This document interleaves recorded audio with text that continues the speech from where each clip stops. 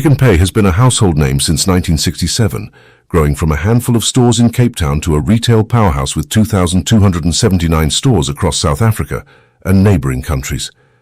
They're not just a supermarket chain. They've got their hands in clothing, liquor, and even online shopping. But how do they plan to stay on top in a fiercely competitive market? First, let's talk about their core brands, Pick n Pay and Boxer. While Pick n Pay focuses on a broader range of customers, Boxer targets the lower income segment with a no-frills, value-driven approach.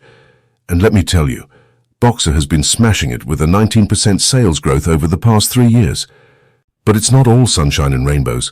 FY24 was a rough year for Pick n Pay. Operating losses, no dividends, and a drop in share prices. Yikes. So what went wrong? Well, it turns out their Ekuseni strategy didn't quite hit the mark for their supermarket business. Sales volumes fell, profit margins shrank, and they faced some serious operational challenges. But don't worry, they're bouncing back with a new plan. Enter the new turnaround strategy. They're focusing on getting back to basics, improving customer service, revamping product ranges, and rolling out competitive pricing. And with Sean Summers back as CEO, they've rebuilt their management team to steer the ship in the right direction. Another big move, a two-step recapitalization plan. They're raising 4 billion rand through a rights offer to existing shareholders and planning to list their Boxer business on the Johannesburg Stock Exchange. This will not only reduce debt, but also provide a solid foundation for future growth. Speaking of Boxer, let's dig a bit deeper. With 477 stores and a killer value proposition, Boxer is poised for major expansion. They've got their eyes set on increasing their store count and leading the discount retail market in South Africa. Now let's talk about Pick n Pay clothing. This segment has been a star performer, growing its sales by 17% last year. With a strong focus on women's, children's, and men's fashion, they're opening more stores and expanding their product lines. And we can't forget about their online game.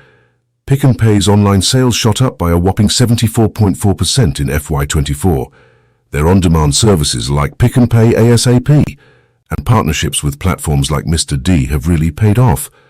Let's not forget the sustainability angle. Pick n Pay is committed to reducing food waste, supporting local suppliers, and lowering their carbon footprint. They believe that doing good is good business, and they're backing that up with solid actions. So where does Pick n Pay stand against competitors like Shoprite and Spar? Well, they're in a tough fight, but with their renewed focus on core strengths, aggressive expansion plans, and a strong online presence, they're geared up to give their rivals a run for their money. That wraps up our look at Pick n Pay's strategy for the future. They're navigating some choppy waters, but with a solid plan and a focus on value, they're aiming for a comeback. What do you think? Will Pick n Pay reclaim their throne in the retail world? Let us know in the comments below.